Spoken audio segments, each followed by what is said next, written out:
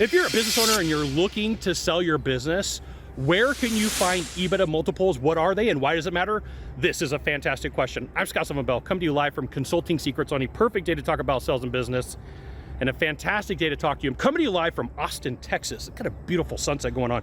So what happens is your industry, your service has a multiple, and there's different places that you can go find this multiple for you to figure out how much can I sell my business for. Now, if you have seller's discretionary earning, meaning you don't pretty much have a manager in place, the company can't run by itself, it doesn't have standard operating procedures, you can either make 1, 2, typically 3 times maximum your seller's discretionary earnings. So that's your wages plus all of your earnbacks, all the goodies that you've included in your business. Now, if you have EBITDA, earnings before interest, tax, interest deduction, taxes, and amortization, then what happens is you're working off of a multiple. And so there are places that will list this multiple for you for free. And the reason that you want to do this is so like you got a valuation of what you could get, right? So sometimes you might have to divide this multiple by 3, sometimes by 4. Sometimes you're like, hey, this math just does not seem right. It seems like I could sell my company for $1 billion, and I know that that's not true. It'd be nice. I'd go buy an island in a tropical location and always have good food and never wear shoes. This is just me though, okay? So I have a list of these places that you can look on my phone. So there's EBIDTA, you can get the list for free. There's KPMG Atlas, they're a consulting firm. There's EQVista puts out a list. There's NYU Stern, the business school, and then there's First Page Sage. That's just from a quick look that you could just go down and say, hey, look, where can I find my multiple? So a cool task for you with whoever your meaningful partners are in business is to go to all of those sites, is to go down the list and say, hey, we're gonna go find out what we think the multiple is from EBIDTA, from KPMG Atlas, from EQVista, from NYU Stern, and from First Page Sage. And we can kind of figure out, hey, how are we doing? And if we did need to sell the business, what could we get for it? Now, it's important for you to know these things because at some point you may want to sell. And if you do want to sell and you're doing at least $2 million a year in revenue with a 10% profit margin, you should absolutely reach out to the Deal Hotline, 888-DEAL, 919, 888-DEAL 919, and a member of my team will get back to you. No deal is too big.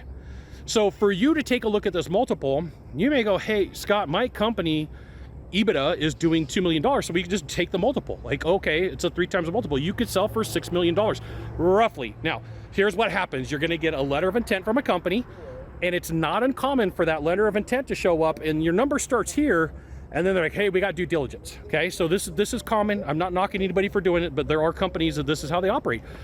They give you like this really high number, pie in the sky multiple, and they push it way to the top, and then you get super excited.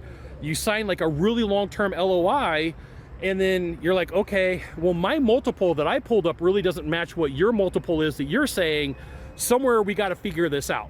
So if you've done the numbers and you look it up and you're like, I've got a multiple of 5, how do you have a multiple of 20, right? Chances are pretty good what's going to happen is it's going to be a really long LOI, and then what's going to happen is you're going to be at a 20, and then they're going to drop you down to a 16, and they're going to drop you down to a 12, and then you're going to roughly end up at the area that you were in, pull back all the exclusions and all the rules and all the things that they had. It's just good information for you. Now, here's the thing.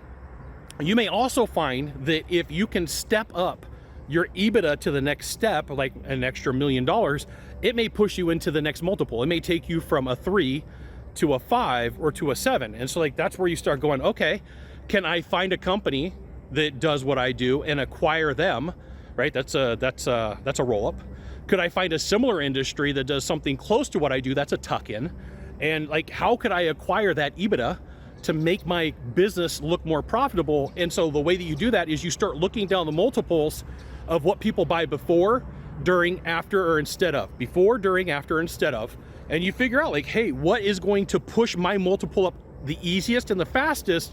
And if I do acquire that company, who can I sell to that's got similar traits, similar ideas, similar concepts to make it be a capital idea, right? And use wrong spelling, capital idea. So you could use free multiple information about EBITDA to your advantage to grow your business, to be more profitable, and ultimately for you to sell more. You got 1 of 3 things to do from here, just 1 of 3. Find the subscribe button, click on it, and every time I send out a video, you'll get an update. 2, hit follow. 3, you know what you got to do. Share this video with a friend. We'll see you soon. Thanks for watching.